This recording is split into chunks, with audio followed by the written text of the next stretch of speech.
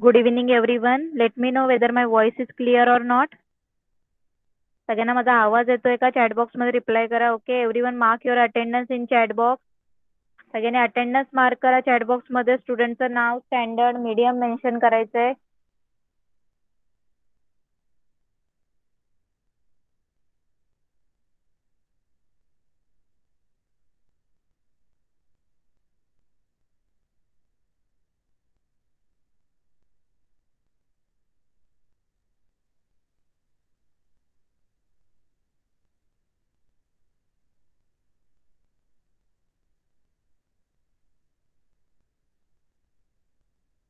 Okay, सगळ्यांनी attendance mark केल्यात.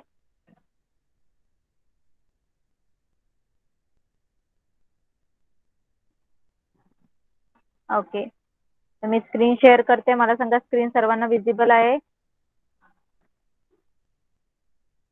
Okay, तर we have already started lesson number 8. Okay, how seasons offers part 2.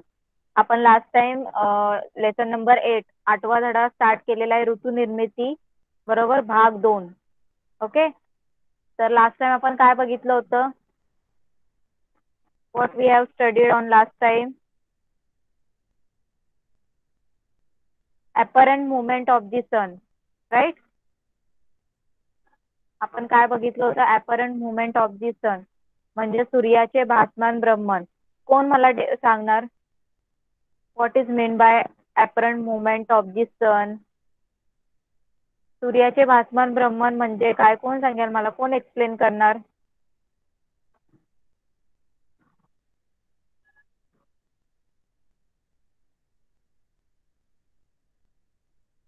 चला कोण? ओके, फर्स्ट मराठी मीडियम मधून कोण सांगणार? ओके, आदिती सांग सूर्याचे भासमान भ्रमण. Hello ma'am. येस. सूर्योदयाचे स्थान दिवसागणिक बदलत जाते. पृथ्वीवरून जेव्हा आपण सूर्योदय पाहतो तेव्हा सूर्य वर्षभरात उत्तरेकडे किंवा दक्षिणेकडे सरकत असल्याचे दिसून येते. प्रत्यक्षात मात्र सूर्य कोठेही हलत नाही. सूर्याच्या स्थानबदलाचे कारण पृथ्वी सूर्याभोवती फिरणे व पृथ्वीचा कललेला आस हे आहेत. प्रत्यक्षात सूर्य फिरत नाही, परंतु पृथ्वीवरून पाहताना तो आपल्याला फिरल्यासारखा दिसतो. म्हणून सूर्याच्या या भ्रमणाला सूर्याचे भासमान भ्रमण असे म्हणतात. Yes, very good. नेक्स्ट अजून कोण? Okay, Deepika, tell me apparent movement of the sun. Movement of the sun towards the north or south in a year is called the apparent movement of the sun. Yes, अजून कोण सांगणार? चला बाकीचे student सुद्धा सांगायचे. सगळ्यांना शिकवलंय मी.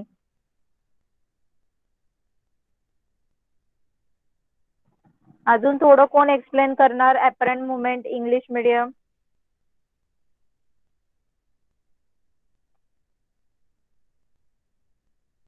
प्रथमेश सांग मला सूर्याचे भासमान भ्रमण.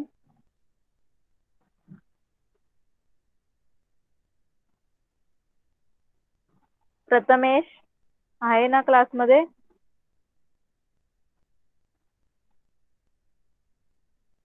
मानस,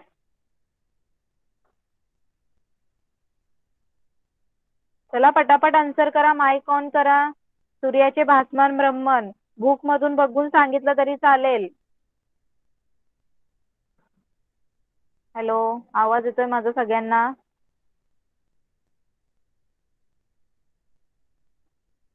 माहिका? हा, सूर्याचे भासमान भ्रमण कसं होतं? कशाला सूर्य बोलतात? उगवण्यापासून मावळण्यापर्यंत पूर्वेकडून पश्चिमेकडे फिरल्यासारखा दिसतो. याला सूर्याचे भासमान भ्रमण म्हणतात. फिरल्यासारखा दिसतो, पण तो पृथ्वीवरून पाहताना फिरल्यासारखा दिसतो, बरोबर. पण तो फिरतो का? प्रत्यक्षात सूर्य फिरत नाही, हे सुद्धा तिथे सांगायचंय. ओके, आणि त्या सूर्याच्या भ्रमणाला आपल्याला भास झाल्यासारखं होतं ना, त्याला आपण भासमान भ्रमण असं बोलतो. ओके, कळालं?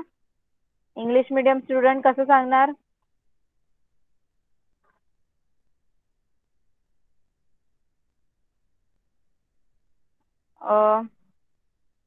At sunrise appears to change on the horizon every day. Its position appears to move towards the north or south in the course of year. However, in reality, sun does not move anywhere. Okay, that is why. Wait a minute. Okay.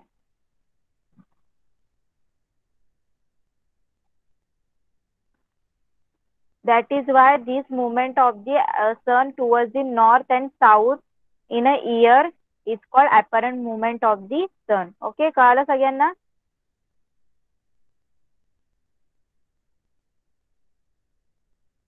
Okay, तर मला व्हॉट्स the period of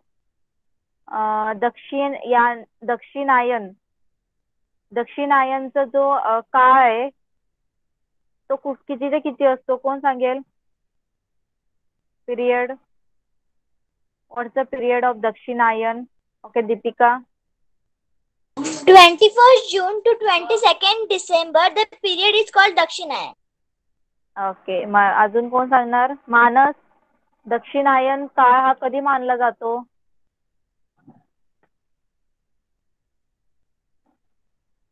चला पटापट mic on करा. बाकीच्या स्टुडंटला सुद्धा मी शिकवलेलं आहे. Only mica, Aditi आणि दीपिका या तिघांना थोडी मी शिकवलं लास्ट टाइम. फक्त क्लासमध्ये प्रेझेंट राहणं नाही. Tejal, switch on your mic.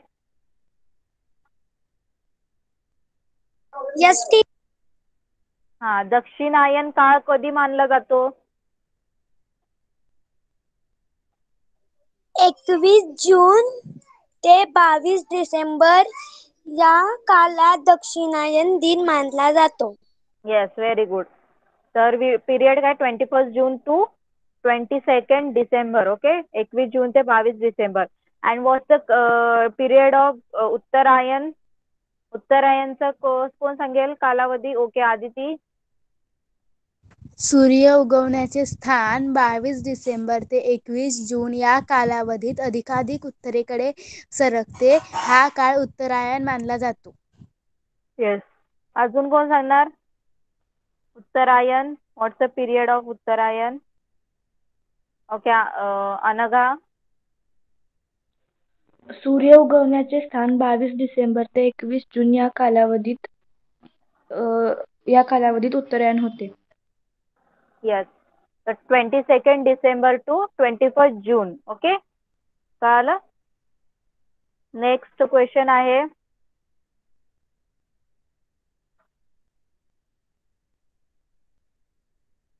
Okay, मला सांगा, हे जे सूर्याचे भासमान भ्रमण आहे त्याला म्हणजे त्याला कारणीभूत असणारे घटक कुठले?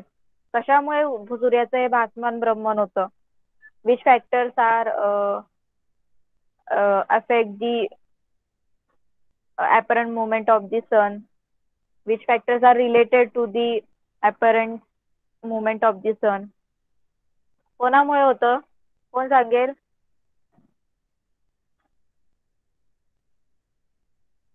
सूर्याचे भासमान भ्रमण कशामुळे होतं? Okay, Prathamesh, tell me. Hello ma'am. Yes. पृथ्वी सूर्याभोवती फिरते व पृथ्वीचा कलेला आस हे भासमान भ्रमणाचे मूळ कारण आहे, रिझन आहे. ओके, पृथ्वी सूर्याभोवती फिरणे आणि पृथ्वीचा कललेला आस. ओके, तर काय रिझन आहे?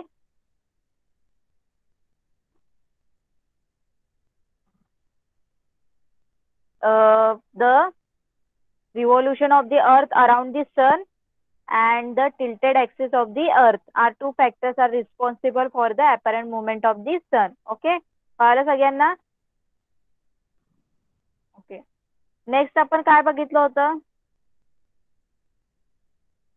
Perihelion and aphelion position of the earth बघितलं होतं आपण, राईट. पृथ्वीचे अपसूर्य आणि उपसूर्य स्थिती. ओके, चला मला perihelion position of the earth कोण मला एक्सप्लेन करणार? अपसूर्य स्थिती कोण एक्सप्लेन करणार मला?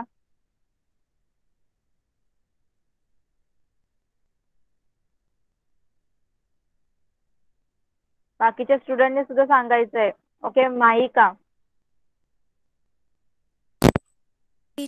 परिभ्रमणा दरम्यान जानेवारीच्या पहिल्या आठवड्यात पृथ्वी सूर्यापासून कमीत कमी अंतरावर असते.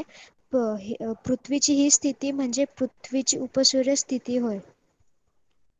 ओके, अजून कोण सांगणार? पेरिहेलियन पोझिशन ऑफ दी अर्थ. Okay, Deepika. The sun does not change its position as the earth moves in an eclipse. Its distance from the sun does not remain the same. It is at its minimum distance in the first week of January. This is called the perihelion position of the earth. Okay, very good. तर काय सांगितलंय? पृथ्वी लंब वर्तुळाकार मार्गाने फिरत असल्याने तिचे सूर्यापासूनचे अंतर सारखे नसते. मग परिभ्रमणाच्या दरम्यान जानेवारीच्या पहिल्या आठवड्यात पृथ्वी सूर्यापासून कमीत कमी अंतरावर असते. त्याला काय बोलतात? अपसूर्य स्थिती. Okay. The sun does not change its position as the earth moves in an ellipse. Its distance from the sun does not remain same. It is at its minimum distance in the first week of the January, and this is called the perihelion position of the earth. Okay, and aphelion position of the earth कोण सांगेल? Prathamesh, tell me.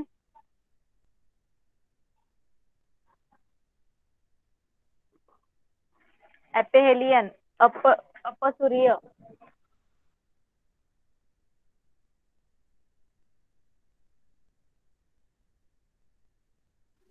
Okay, Anagha, switch on your mic and tell me. जुलैच्या पहिल्या आठवड्यात पृथ्वी सूर्यापासून जास्तीत जास्त अंतरावर म्हणजेच अपसूर्य स्थितीत असते. ओके, सगळ्यांना कळालं लास्ट टाइम आपण जे काही शिकलो? पुढे जाऊया. कोणाला काही प्रॉब्लेम आहे?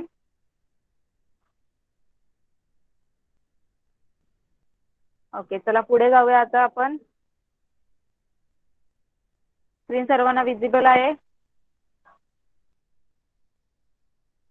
ओके, चला तर एक एक रीडिंग करायचंय. फर्स्ट जिओग्राफिकल एक्सप्लेनेशन कोण रीड करणार? Deepika, switch on your mic and start reading. Hello, ma'am. Yes.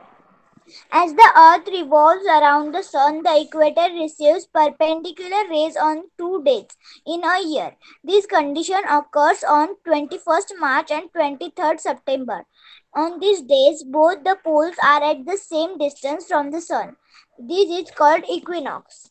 The illuminated and dark positions of all the parallels. Dark portions. The illuminated and dark portions of all the parallels, including the equator, are shown in figure 8.3. In the figure, the circle of illumination divides all the parallels from the North Pole to the South Pole equally. Everywhere on Earth, nighttime and daytime are of equal duration. This condition is called equinox. On equinox, the sun's rays are perpendicular on the equator. Okay, wait. बघा, आता next काय आपल्याला geographical explanation आहे. Okay, चला बघूया काय सांगितलंय. As the earth revolves around the sun, the equator receive perpendicular rays on 2 days in a year. This condition occurs on 21st March and 23rd September. On these days, both the poles are at the same distance from the sun. This is called the equinox. Okay, the परिभ्रमण कक्षेत म्हणजे पृथ्वी सूर्याभोवती फिरण्याच्या कक्षेत वर्षातून 2 दिवस विषुववृत्तावर सूर्याची किरणे काय पडतात? लंबरूप, परपेंडिक्युलर पडतात. ओके, जी सूर्याची किरणे ते इक्वेटरला काय पडतात? परपेंडिक्युलर पडतात.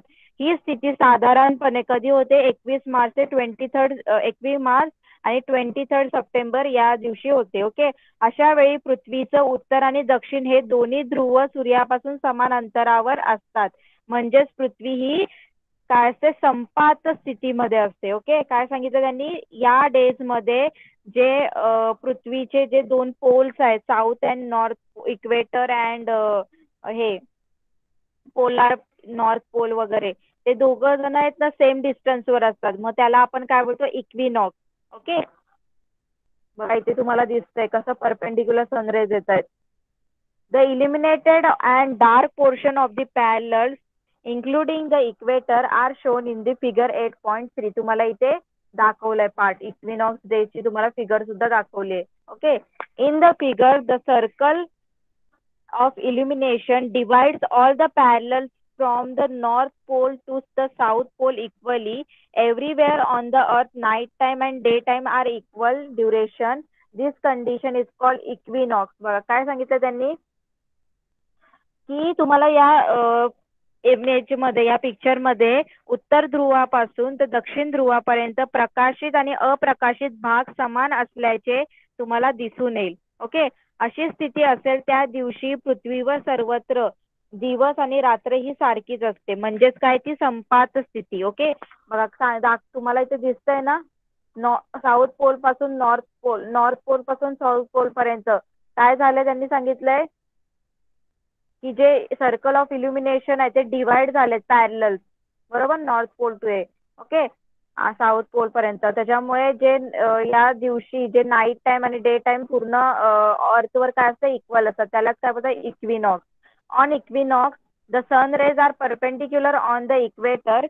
In this condition the circle of illumination coincides with the great circle defined by two opposite meridians. बघा काय सांगितलंय आता? संपात स्थिती इक्विनॉक्स म्हणजे काय? विषुववृत्तावर सूर्यकिरण काय असतात? लंबरूप पडतात. ओके. यावेळेस काय इक्विनॉक्सला काय होतं? सनरेज काय आपल्या अर्थवर सनरेज कसे पडतात? परपेंडिक्युलर पडतात. ओके.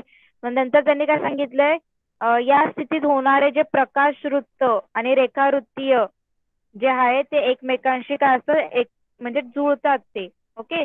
ते कोइन्साइड होतात. Circle of illumination coincide with great circle by two opposite meridians. Okay. In the northern hemisphere, spring prevails from 21st March to 21st June, while autumn prevails from 23rd September to 22nd December. बघा 21 मार्च ते 21 जून या कालावधीत काय असतो? वसंत ऋतू असतो. तर 23 September ते 22 डिसेंबर मध्ये काय असतो? हा शरद ऋतू असतो. Okay. The Southern hemisphere has the opposite seasons during this period. आता बघा जर नॉर्थ मध्ये त्यांनी सांगितले की 21 मार्च टू 21 जून पर्यंत काय ऑटम आहे. ओके. तर इकडे साऊथ मध्ये त्याचा ऑपोजिट असणार. आणि जेव्हा 23 सप्टेंबर टू 22 डिसेंबर काय असेल? त्यांनी सांगितलं सॉरी ऑटम असेल तर तिकडे काय असणार? स्प्रिंग असणार. कळालं? अपोजिट असणार आहे का? नॉर्थला जे सीझन असेल ना साऊथला त्याचा अपोजिट असेल. Okay. In the northern hemisphere 21st March is called spring and vernal equinox, whereas 23rd September is called autumnal equinox. बघा त्यांनी काय सांगितलंय? तर जो 21 मार्च आहे त्याला आपण काय बोलणार? वसंत संपात, स्प्रिंग इक्विनॉक्स. आणि 23rd सप्टेंबरला काय बोलणार आहे? ऑटमनल इक्विनॉक्स, शरद संपात. Okay. The equinox or solstice dates can vary by day or so. मग आता हे जे दोघं आहेत विषु दिन आणि अय दिन म्हणजे ऑटोमन आणि याच्यामध्ये या डेट मध्ये काय कधी कधी दिवसांचा फरक असू शकतो. कळालं सगळ्यांना इथपर्यंत? कळालं का सगळ्यांना इथपर्यंत? चॅट बॉक्स मध्ये रिप्लाय करा. जिओग्राफिकल रिझन कळालं तुम्हाला कशामुळे होतंय? जे सनरेज आहेत ते कधी त्याच्यावर परपेंडिक्युलर पडतात? 21 मार्च अँड 23 सप्टेंबर, बरोबर.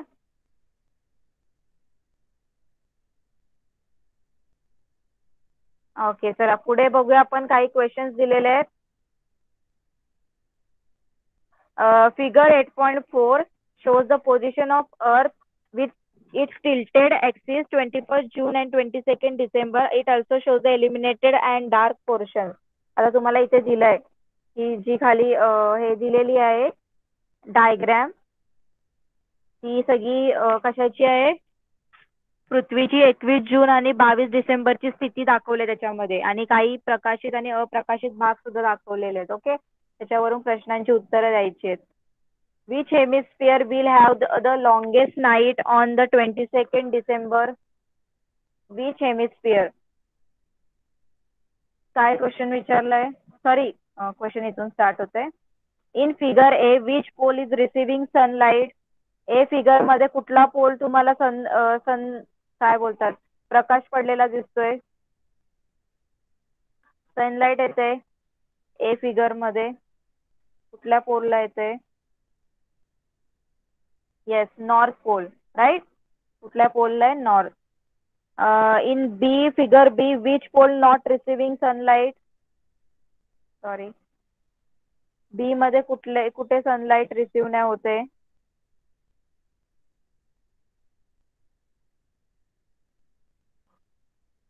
नॉर्थ, बरोबर.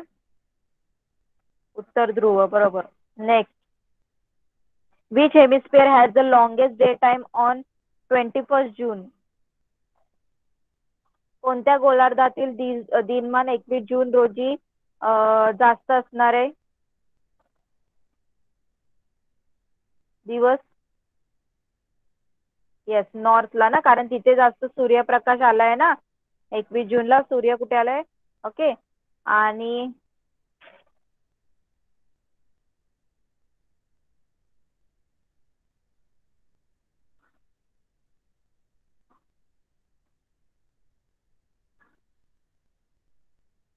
ओके, आणि which hemisphere will have the longest night on 22nd December?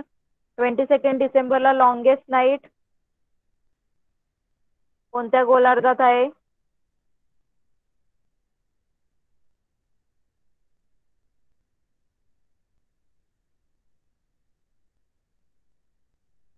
Okay, कळालं सगळ्यांना कसे क्वेश्चन आन्सर्स द्यायचे? बाकीचे तुम्ही लिहू शकता घरी, राईट. आता याच्या मागचं जे जिओग्राफिकल एक्सप्लेनेशन आहे कोण रीड करणार?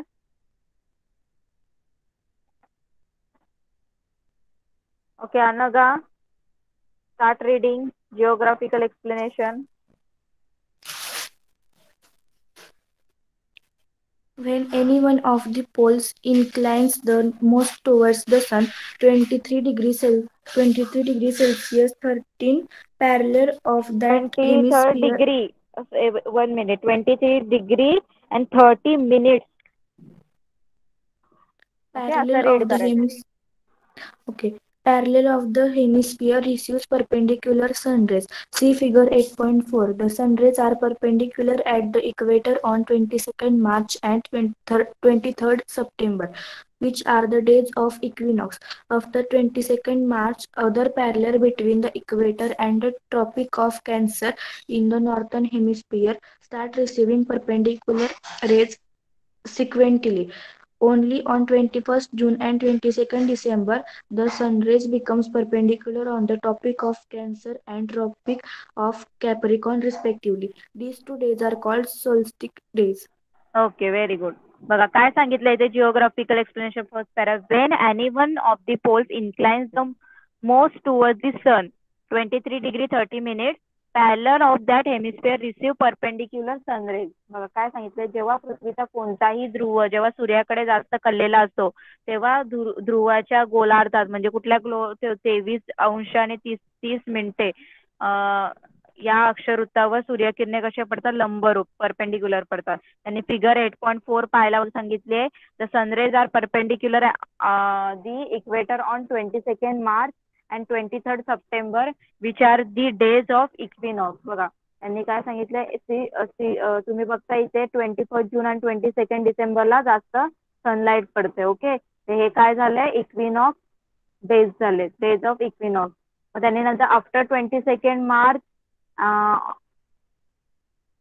other parallels between the equator and the Tropic of Cancer in the northern hemisphere start receiving perpendicular rays sequentially.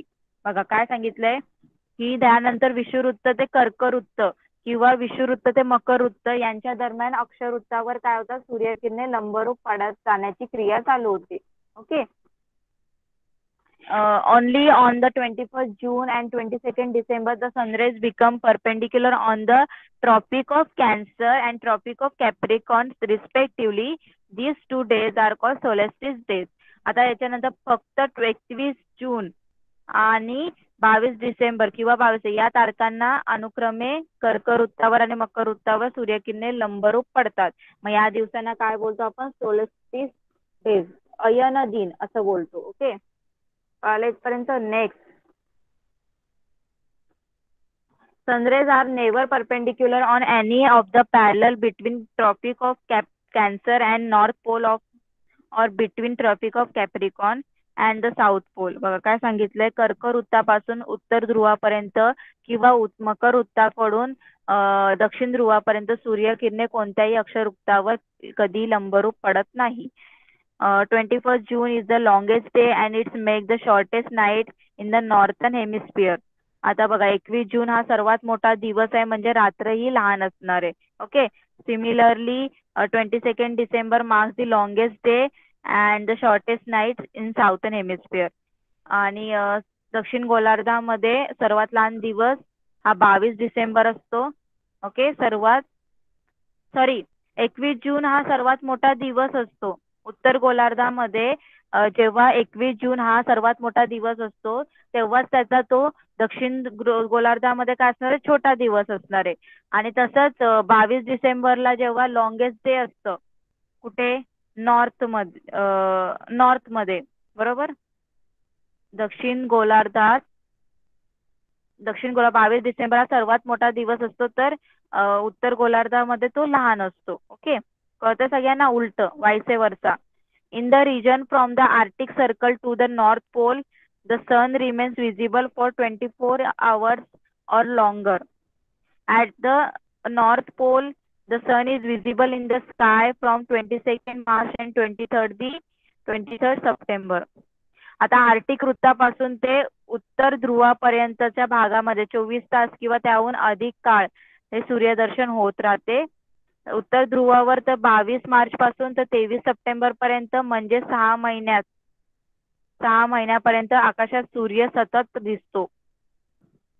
Similarly situation prevails in the region between the Antarctic Circle and the South Pole in the period of 23rd September to the 21st March. Note that on the equator the duration of the day and night same throughout the year. काय सांगितले त्यांनी की त्यांनी पहिले Arctic वृत्तापासून उत्तर ध्रुवापर्यंत त्यांनी काय सांगितले की 24 तास किंवा त्याहून जास्त सूर्यदर्शन होत असतं. तर उत्तर ध्रुवावर 22 मार्च पासून तर 23 सप्टेंबर पर्यंत 6 महिन्यामध्ये सूर्यप्रकाश आकाशात सतत असतो. या उलट 23 सप्टेंबर ते 21 मार्च पर्यंत अशी स्थिती दक्षिण गोलार्धात अंटार्क्टिका वृत्तापासून ते दक्षिण ध्रुवापर्यंत राहते. विषुववृत्तावर या दिवशी सुद्धा दिनमान आणि रात्रमान ही सारखच असते. कळतंय का सगळ्यांना? जरा चॅट बॉक्स मध्ये रिप्लाय करा. कळतंय ना सगळ्यांना?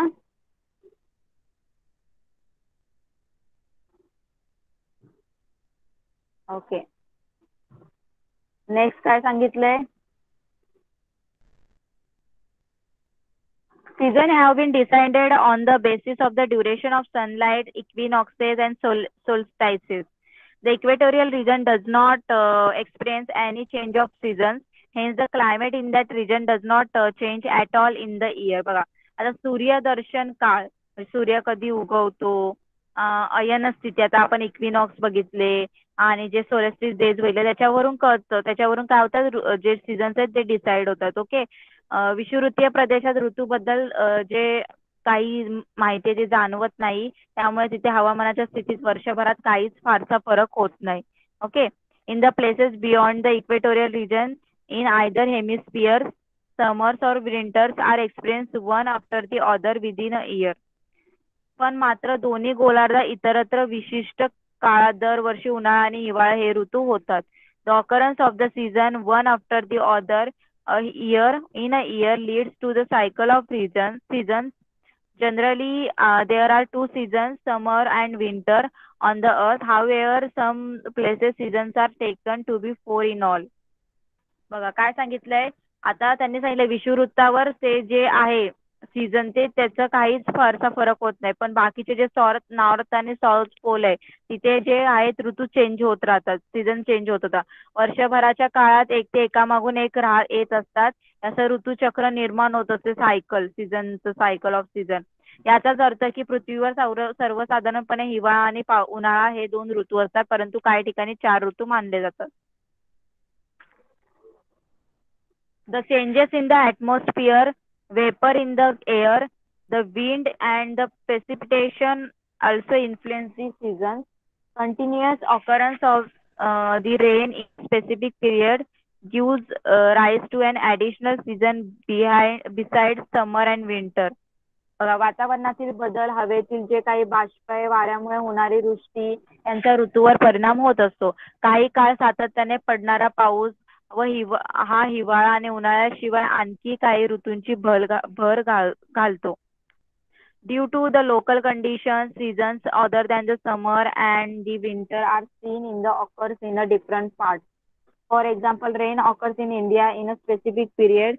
Therefore, we consider four seasons such as the summer, rainy season, and the period of the retreating monsoon and the winter. बघा काय सांगितलंय की स्थानिक परिस्थितीनुसार वेगवेगळ्या भागामध्ये उन्हाळा आणि उन्हाळा हिवाळ्याशिवाय अधिक ऋतू मानले जातात तसंच काही देशामध्ये पावसाळा स्वतंत्र ऋतू मानला जातो फॉर एक्झाम्पल त्यांनी आपलंच दिलंय इंडियाचं ओके इंडियामध्ये काय असतात कुठले कुठले ऋतू मानले जातात सीझन्स मानले जातात पावसाळा उन्हाळा परतीचा मान्सून आणि हिवाळा ओके रिट्रेटिंग मान्सूनच्या नंतरचं ओके नंतर त्यांनी सांगितलं there are four seasons in Europe and North America to North America आणि युरोप मध्ये सुद्धा उत्तर अमेरिकामध्ये चार season they are summer autumn winter आणि स्प्रिंग कुठले कुठले उन्हाळा शरद हिवाळा आणि वसंत असे चार ऋतू मानले जातात.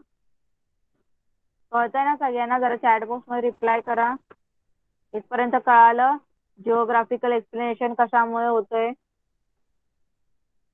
कोणाला काही डाऊट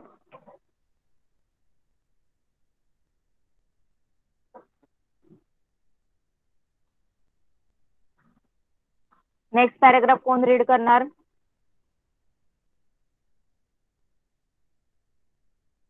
प्रथम ओके आदेश the cycle of season and the living world. The cycle of season and the living world. If the earth axis were not titled, the same Tilted. climatic conditions would have prevailed throughout year. The seasons would not have occurred one and the same type of climatic conditions would have prevailed on each of different parallels. It is the tilt of the axis that leads an occurrence of seasons, change and diversity on the earth. The living world on the earth is affected by cycle of seasons. For example,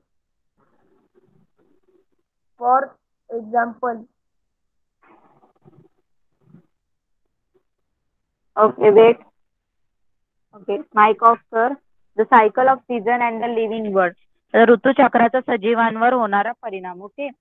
If the Earth's axis were not tilted, the same climatic condition would have prevailed throughout the year. आता जर जो आपला पृथ्वीचा जो आज कललेला आहे, okay, जो काही त्याचा ऍक्सिस टिल्ट झालाय, थोडंसं वाकलाय, तो जर असा नसता झाला तर आपल्या पूर्ण वर्षभर एकच सीझन राहिला असता. Okay, the season would not have occur मध्ये बाकीचे जे ऋतू निर्माण झाले नसते. One and the same type of climatic condition would have prevail on each of the different parallels. म्हणजे अर्थात वेगवेगळ्या अक्षरवृत्तावर एकाच तऱ्हेचे हवामान वर्षभर जाणवले असते. It is tilt of the axis that leads to occurrence of seasons change and diversity on the earth. पृथ्वीच्या कललेल्या अक्षामुळे पृथ्वीवर ऋतू विविधता बदल याच्या बाबी आपल्याला घडतात. The living world on the earth is affected by the cycle of the season. त्यांनी काय सांगितलं, पृथ्वीवरील ऋतुचक्राचा सजीव सृष्टीवर परिणाम होतो. फॉर एक्झाम्पल दिलंय बघा त्यांनी, काय सांगितलंय. In the region between 66 degree 30 minutes and 90 degree in the both hemisphere, even the mild sunlight available for part of the year give rise to certain flora and fauna. काय सांगितलं बघा की दोन्ही गोलार्धामध्ये या दरम्यान म्हणजे त्यांनी एक आपल्याला अंश दिला, त्या दरम्यान भागामध्ये 6 महिन्याच्या कालावधीपुरता पडणारा सौम्य सूर्यकिरणा देखील या प्रदेशात जैवविविधता निर्माण झालेली दिसते. Okay. In the Antarctic region at the southernmost part of the earth, birds like penguins, fish like seal and animals like walruses are found. काय सांगितलं, दक्षिण अंटार्क्टिका प्रदेशात पेंग्विन, पक्षी, वॉलरस, सील यासारखे सजीव आढळतात. In polar region northern hemisphere, animals like reindeer, polar bear, arctic foxes etc are found. म्हणजे आता त्या आर्टिक याच्यामध्ये कुठले कुठले ॲनिमल्स आढळत असतात ते त्यांनी सांगितले. People living in this region to have adapted to the natural conditions prevailing in that region. our adaptations to climatic condition is possible only up to the certain limit. काय सांगितले त्यांनी, या भागातील मानवाने देखील नैसर्गिक परिस्थितीशी जुळवून घेतले आहे. अतिशीत हवामानात अन्न पुरवठा कमी झाला किंवा अन्नाच्या शोधासाठी ते थंडीपासून संरक्षण व्हावे म्हणून पक्षी आणि प्राणी काय होतात, निवासस्थान तात्पुरते बदलतात. ओके, त्यांची जी आहे ते बदलतात. आणि सांगितले नेक्स्ट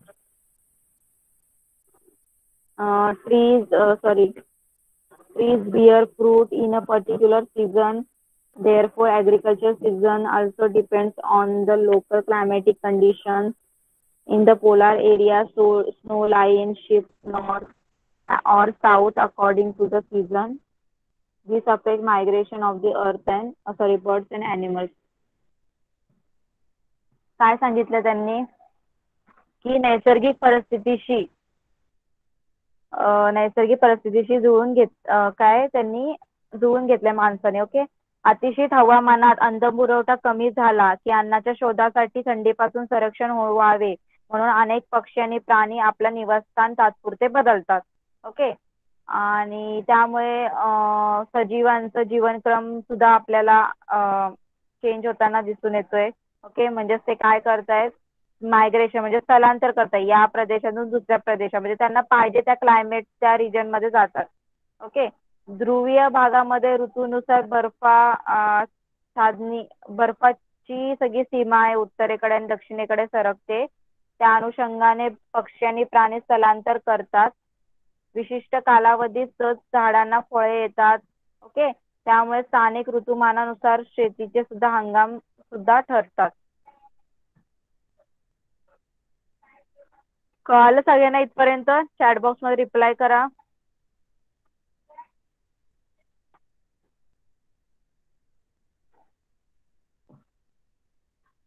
ओके. त्याच्या पुढे तुम्हाला एक इन्फॉर्मेशन दिलेली आहे. Do you know arctic tern and Siberian crane. Arctic tern बघूया आपण काढले. Once the winter at the north pole becomes severe, this bird travel southward. When it is summer in the northern hemisphere, it flies back towards the North Pole. It has to travel in a search of food. In the course of 1 year, it travels around 70,000 kilometers. It might be the only species in the world that experiences summer twice in a year. बघा, उत्तर ध्रुवावर थंडी वाढते तेव्हा Arctic turn हा पक्षी दक्षिण ध्रुवाकडे प्रवास करतो. ओके. जेव्हा उत्तर ध्रुवावर उन्हाळा येतो तेव्हा हा पक्षी पुन्हा उत्तर ध्रुवाकडे प्रवास करतो. ओके. मग अन्नाचा शोध घेण्यासाठी त्याला हा प्रवास करावा लागतो. त्याच्या वर्षभरातील एकूण प्रवास सुमारे 70,000 किलोमीटर होतो. जगातील बहुतेक ही एकमेव प्राणी प्रजाती असावी जी वर्षातून 2 वेळा उन्हाळा अनुभवतो. हा जो आर्टिक टर्न आहे तो 2 वेळा उन्हाळा अनुभवतो. Next Siberian crane. Due to serve winter and lack of food, cranes from the old northern region visit India, traveling around 8 to 10,000 kilometers. Once the summer start in India, they migrate back to the north. आता हे सिबेरियन क्रेनचं बघा, हिवाळ्यातील थंडी आणि जे काय अन्न म्हणजे भूक त्यांना काही अन्न आहे त्यांच्यासाठी जे काय करतात उत्तर ध्रुवीय प्रदेशाकडून क्रॉच पक्षी काय तर भारतात येतात. त्यांचे स्थलांतर सुमारे 8 ते 10,000 किमीचं असतं. ओके. भारतात उन्हाळा सुरू झाला की ते पुन्हा त्याच्या उत्तर ध्रुवाकडे जातात. कळालं सगळ्यांना? सगळेजण कशासाठी येतात? आपल्या फूड साठी, बरोबर. आपलं जे जेवण आहे ज्यांचा अन्नाचा साठा संपला त्यासाठी ते येतात. कळालं सगळ्यांना इथपर्यंत?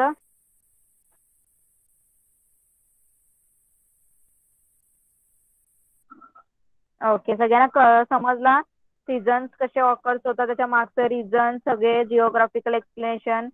कोणाला काही डाऊट आहे?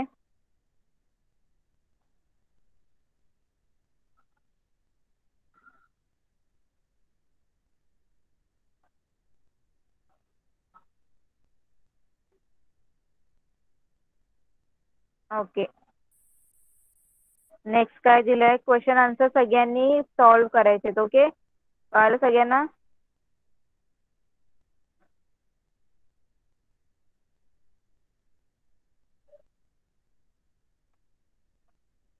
Equinox. What is the duration of the day in on equinox? कोण सांगेल आन्सर? संपात स्थितीत पृथ्वीवरील दिनमान कसे असते? कसे असते संपात स्थितीमध्ये? संपात स्थितीमध्ये कसं असतं त्याचं दिनमान?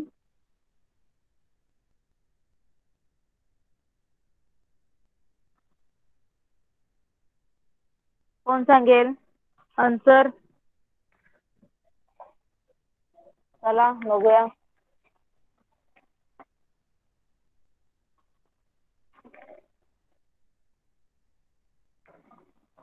बघा सगळ्यांनी सांगा.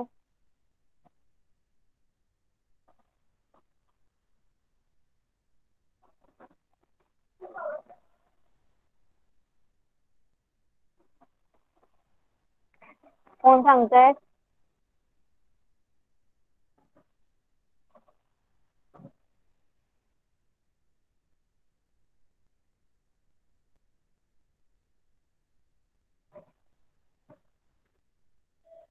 ओके, आदेश.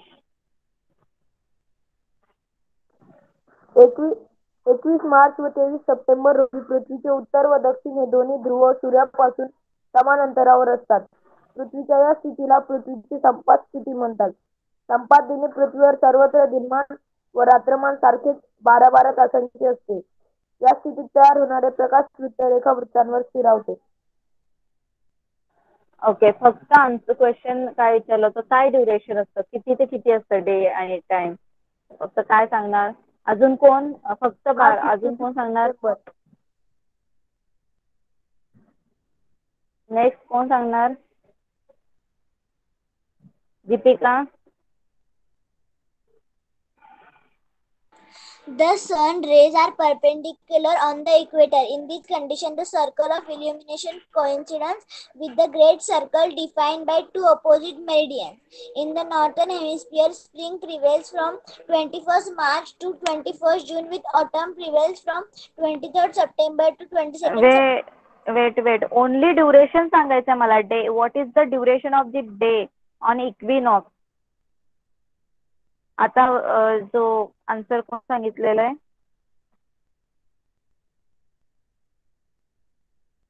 जस्ट आता आन्सर दिलाय ना? कोणी आन्सर दिला आता? आदेशनी. Yes ma'am. येस, तर 12 आवर. आपण काय बघितलं? इक्विनॉक्सला डे आणि नाईट टाइम हे इक्वल असतात, बरोबर. ऑन इक्विनॉक्स नाईट टाइम म्हणजे संपात स्थितीला जेव्हा सूर्याची आणि रात्रीची जी काही रात्रमान समान असते बरोबर. म्हणजेच काय असणार आहे 12-12 आवर्स ना 12 hours. Okay. On equinox night time and day time are of equal duration of the day. That means 12 hours night time and 12 hour day time. संपात स्थितीमध्ये काय सांगितलंय रात्रमान आणि दिनमान सेम सारखीच असते त्यामुळे 12-12 तासाचे. कळालं सगळ्यांना. कोणाला काय डाऊट. बघा एकदा लेसन परत एकदा घरी रीड करा चांगल्या प्रकारे तुम्हाला कळेल आणि क्वेश्चन आन्सर्स लिहिता येईल. ओके. होमवर्क मध्ये काय करायचंय क्वेश्चन आन्सर्स लिहायचे आणि लर्न करायचे. ओके. कळालं सगळ्यांना. इथेच लेसन कम्प्लीट झालेलं आपल्याला. ओके. कळालं सगळ्यांना. ओके चला मग आपण इथेच थांबूया. नेक्स्ट क्लासमध्ये न्यू लेसन रिवाइज करायला घेऊया.